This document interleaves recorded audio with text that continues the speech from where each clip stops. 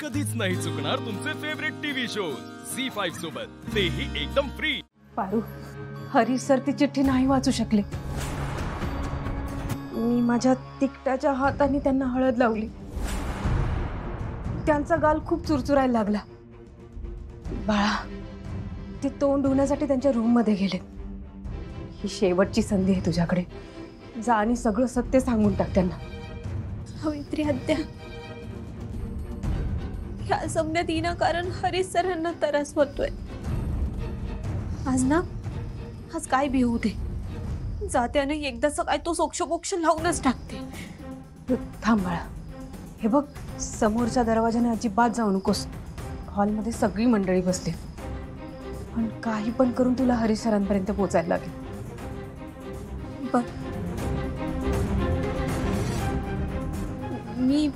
मी आलेच।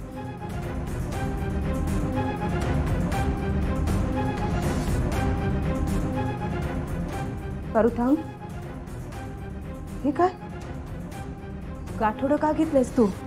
सावित्री आत्या, मी हरीश सरांना समजा सत्य सांगून टाकणार आहे। पण माझ्या दुर्दैवानं जर का त्यांना सांगता नाही आलं तर मला हळदीला बसावं लागत। आदित्य सरांच्या नावाचं मंगळसूत्र गळ्यात घालून हरीश सरांच्या नावाची हळद मी नाही लावू शकत। म्हणजे तू? वय, मी घर सोडून जाईन, परत कधी बी येणार नाही।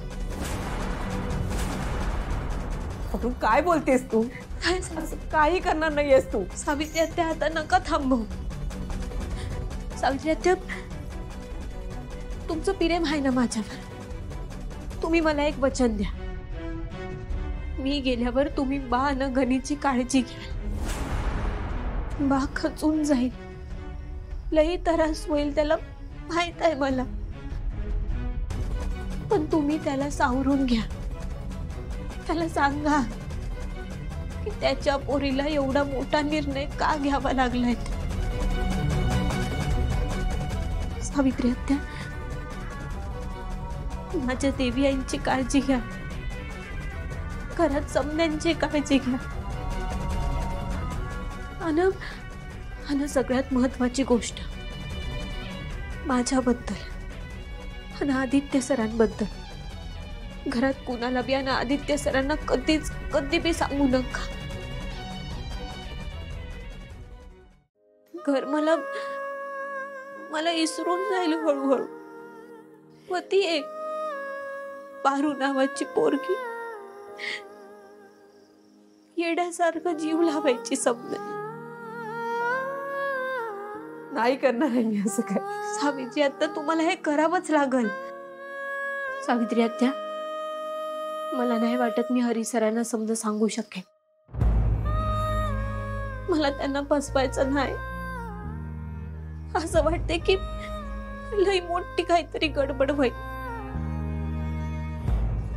आणि ह्यो एकच मार्ग दिसतोय मला। पारू, माझं ऐक। सावित्री आत्या, थांबवू नका, माझं ऐक। तुम्हाला शपथ आहे माझी।